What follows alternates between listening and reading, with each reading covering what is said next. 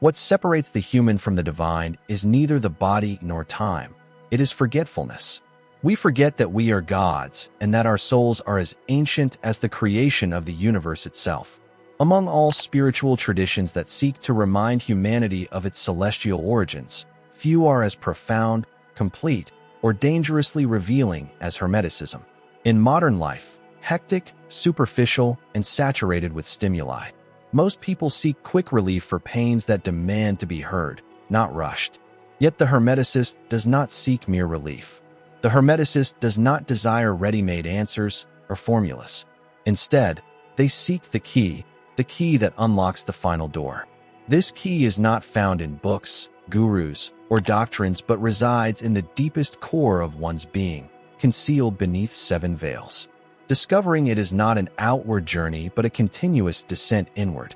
This video serves as a map, not a manual, a guide for those who wish to live as true Hermeticists amidst the concrete of cities, the glow of smartphones, and the digital noise of a slumbering world.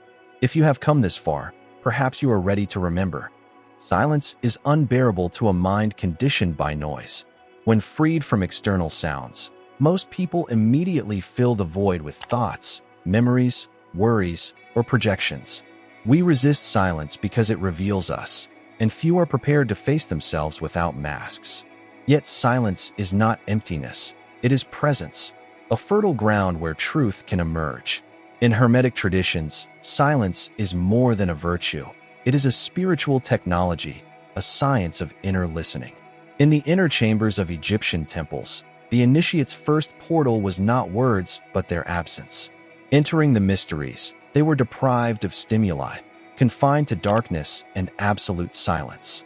What might seem like punishment to modern minds was, in truth, the opening of a channel to the invisible world. As the Book of the Dead teaches, the silence of the heart is the dwelling place of the gods. Hermes Trismegistus, the master of masters, understood silence as the womb of the logos, the matrix of the creative word. Before anything can be spoken, it must be heard, and only in silence does listening become pure. Modern science, though hesitant before the intangible, is beginning to grasp the depths of this ancient practice. Research from the Institute for Cognitive Sciences at the University of Helsinki revealed that just 2 minutes of absolute silence activates brain regions responsible for emotional processing and sensory integration more intensely than prolonged exposure to music. In other words, silence reorganizes the mind. But the Hermeticist seeks more than surface silence. They pursue not just the absence of external noise, but the silencing of the mind and, deeper still, the dissolution of identity itself. This is the silence that arises when the self ceases to control, interpret, or understand. The silence in which the being surrenders to the flow of the all. As the Corpus Hermeticum declares, renounce the word if you wish to hear the divine word. This is not poetic metaphor, but direct instruction. What we call the voice of God, higher intuition, or Nosce cannot be heard while the mind is full of itself. To live as a Hermeticist in modern times requires deliberately cultivating spaces of silence, not as escape, but as communion, not as passivity, but as an invocation of truth. Silence thus becomes a practice, an invisible laboratory where consciousness is refined. It is in stillness that the alchemist distills the dense vapors of the ego until only the essence remains, clear, formless, nameless. Meditation, when practiced in the Hermetic tradition, is not an exercise in concentration, but an offering of attention. The goal is not to forcibly silence the mind, but to listen beyond it. As Plotinus, a direct heir of the Hermetic lineage through Neoplatonism, taught, the mind must become blind to see with the light of the soul. In Hermetic practice, silence is also the first step of ritual. No force is invoked, no sigil drawn, no sacred name pronounced unless the space, both inner and outer, has been silenced. For the word only holds power when born from a pure womb. The modern Hermeticist, even amid urban routines, tends to this silence as a priest tends an altar.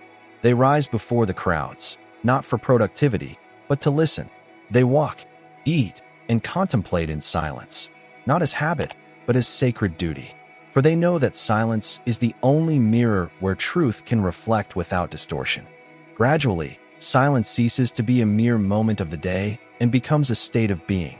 The body moves, the voice speaks, tasks are completed, yet within, silence remains, a still center within the world's whirlwind. This is the first step. Without it, all spiritual seeking is merely noise in disguise. But with it, even the simplest act, drinking water, gazing at the sky, washing dishes, becomes sacred. Silence is not the opposite of the word, it is its cradle. And it is here that the Hermeticist begins to remember who they truly are. Long before the body was seen as a machine, it was perceived as a temple. And before it was a temple, it was understood as a mirror of the cosmos, the soul, and the universal laws. The Hermeticist walks this ancient path, where the body is neither object nor obstacle, but a portal, a living laboratory where the great work unfolds. Unlike spiritual systems that dismiss the body as impure, the teachings of Hermes Trismegistus affirm that the body is the visible manifestation of the invisible. As the Emerald Tablet states, that which is above is like that which is below, and that which is below is like that which is above, to accomplish the miracles of the one.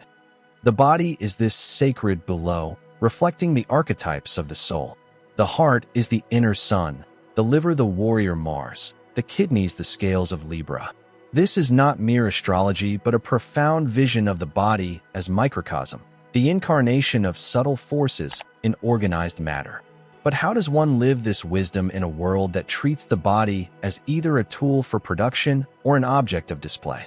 The answer is simple: by reconsecrating it. The Hermeticist consecrates the body daily, not through external rituals, but through inner reverence. They eat as if nourishing a god, breathe as if invoking a spirit, and move with awareness, knowing every gesture is well expressed in matter. Alchemy teaches that every transmutation requires a vessel, a pure and sealed container where elements are distilled, purified, and reintegrated. This vessel is the body. If the body is intoxicated, fragmented, or distracted, no alchemy is possible. Paracelsus, the 16th century physician and alchemist, declared, "The body is the laboratory of the spirit, and the blood is its mercury." The blood carries memories, emotions, traumas, and visions. Breath is the fire that heats this inner cauldron. Food is the raw material of transmutation. Sleep is the stage of dissolution. Nothing is trivial, everything is ritual. Modern science, though blind to deeper mysteries, is beginning to grasp fragments of this wisdom. Epigenetics reveals that emotions, environments, and mental states directly influence gene expression. The body is malleable, shaped not only by matter but by consciousness. What the ancients called vibration and vital fluid, we now understand as electromagnetic fields, cellular frequencies, and biophotonics. Yet the Hermeticist needs no scientific validation to recognize the body as sacred. They feel it, listen to it, and honor it. To live as a Hermeticist in modern life is to slow each gesture, to be fully present while chewing, bathing, or walking. It is to transform stretching into a ritual that opens subtle channels, and to treat rest as an offering to the spirit dwelling within the flesh. This is not about obsessing over health or worshiping aesthetics, but about preparing the body to contain the fire of spirit. When spiritual energy begins to circulate, an unprepared body shatters under its force. Many aspiring practitioners burn out not because the practice is dangerous, but because their bodies lack the purification needed to conduct the current. Breath, as a Hermetic practice, is the most direct way to align body, mind, and spirit. It is the breath of the all within us, and by breathing attentively, long, deep, and silent, we reopen atrophied subtle channels. The prana of the Hindus, the pneuma of the Greeks, and the ruach of the Hebrews all point to the same mystery. There is something in the air that is more than air. There is spirit. Ancient Hermetic rituals always began with breath, and this was no coincidence. Breath establishes the field. It is the first step toward transmutation. The body is the hidden laboratory where eternal elements intertwine. Earth solidifies in the bones, providing structure. Water flows in the blood, carrying memory. Fire manifests as vital impulse, the force of desire that ignites movement. Air, entering and leaving through breath, bridges the visible and invisible. and ether, silent in consciousness, sustains the unity between them all. To understand the body as a temple is to recognize that everything we put into it is an offering, everything we feel within it is a teaching, and everything we do with it is ritual. There is no spirituality separate from flesh, no transcendence without conscious incarnation. As Hermes Trismegistus reminds us, all is one, and the one reveals itself in all. The first place this oneness reveals itself is in the body, this temporary house, this portable temple, this clay vessel that, when purified, can hold the wine of the gods. Thus, the modern Hermeticist walks among men, consecrated yet unseen. If the body is the temple, the mind is the altar where the flame of spirit is either kindled or extinguished. Like any altar, it can be a place of consecration or desecration, depending on what is placed upon it. In Hermetic teaching, the mind is not the enemy of spirit, nor is it its natural ally. It is neutral, and therefore dangerous. The Kybalion begins with the law of mentalism. The all is mind. The universe is mental. To understand this is not an intellectual exercise, but a call to supreme responsibility. If the universe is mental, then our experience is a reflection of our mind structure. Reality, at this level, is a mirror, but a mirror only reflects clearly when clean. The modern mind is clouded by noise, inherited beliefs, undigested memories, and unexamined desires. We believe we think, but most often, we merely react. The modern mind is like a house overrun by uninvited guests, its true owner forgotten.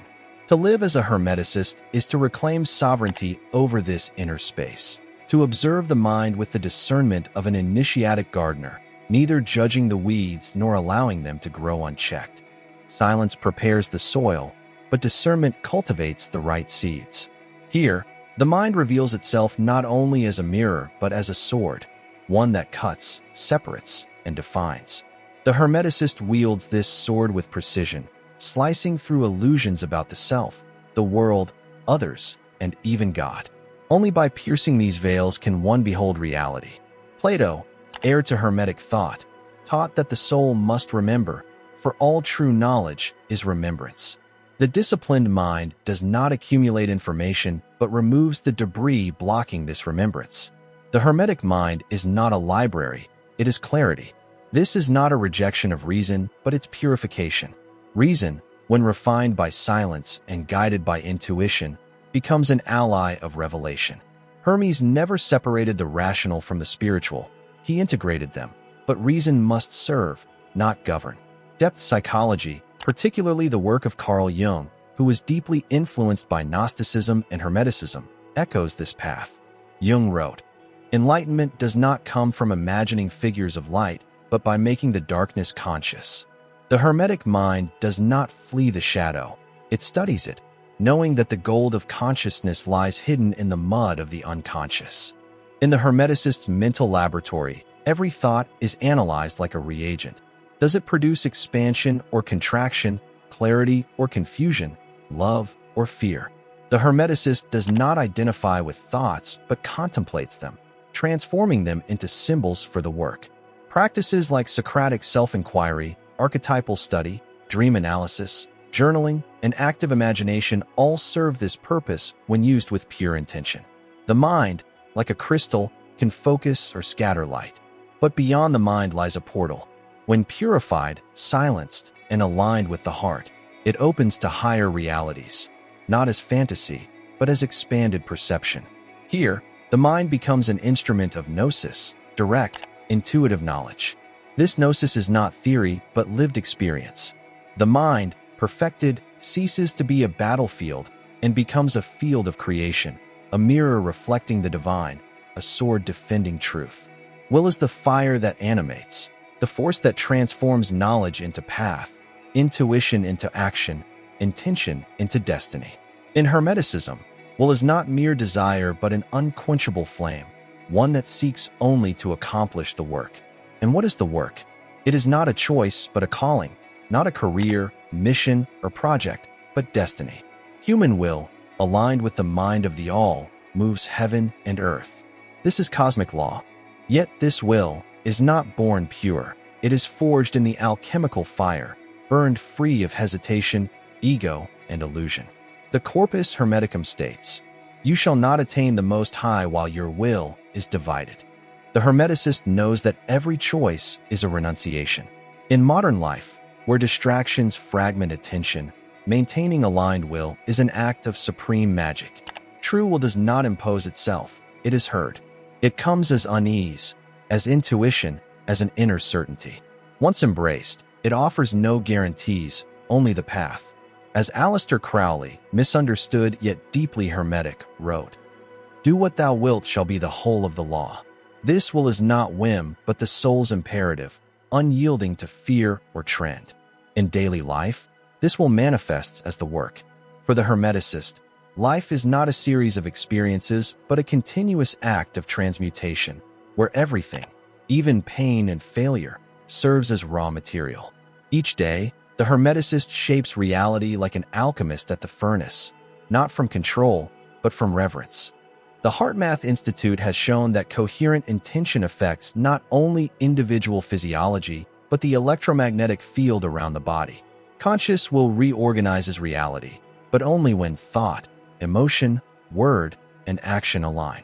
This is rare, and therefore powerful. When will is purified, it becomes offering, no longer seeking to conquer, but to serve. Life itself becomes the great work, transforming lead into gold, spark into sun. The modern Hermeticist is not one who knows many secrets, but one who has consecrated life to a single purpose, to live the truth. Will is the vehicle, the fire, the flaming sword. The Hermeticist walks the world with simplicity, yet power resides in each step. They do not flee matter, they redeem it. They do not deny the world, they consecrate it. For they know, spirit reveals itself fully only when incarnated completely. In the end, the Hermetic Path is not a secret locked in ancient temples.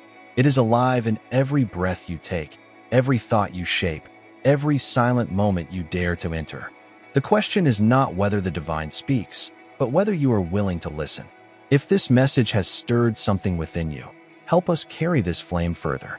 Like, subscribe, and turn on notifications so the work may continue to unfold through each new teaching. And share your reflections in the comments. Your voice may be the spark another seeker is waiting for. Thank you for watching.